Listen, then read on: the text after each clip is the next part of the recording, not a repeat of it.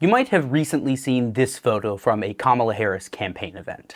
That's Air Force Two, her official VP transport parked outside of a rally in Detroit.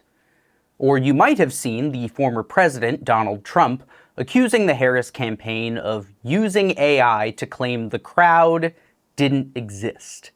Some have pointed to this being a symptom of the issues with AI image generation and media literacy, and while I think you can have that conversation, I think it's more important to see this as just another entry in a long, historical context of authoritarians, or would-be authoritarians like Trump, sowing mistrust.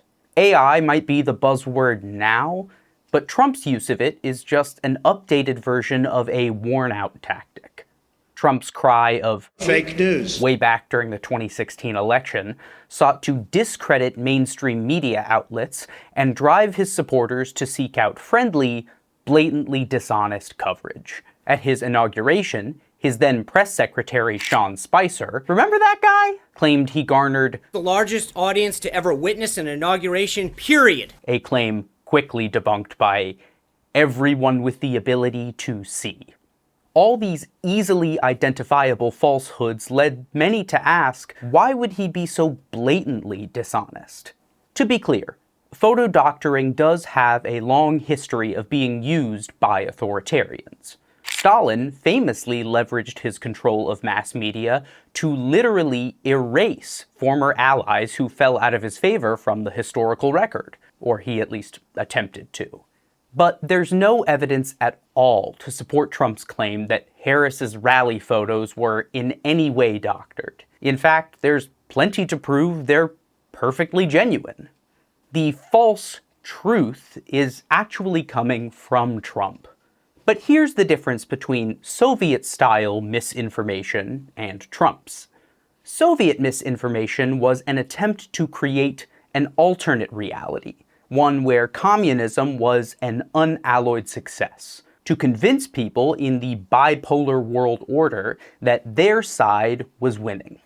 Just take a look at Sergei Eisenstein's Battleship Potemkin, a 1925 film still hailed today as one of the greatest films of all time, albeit mostly for its technical and artistic achievements rather than its historical veracity. But Trump isn't concerned with creating a romanticized false reality, despite his promise to make America great again. He's just concerned with getting and maintaining power, and creating doubt and chaos is what allows him to do so. Whatever truth is, doesn't even really matter anymore. So Trump spouts off anything he can to get you to disbelieve everything. This is a tactic his former campaign manager Steve Bannon called flooding the zone.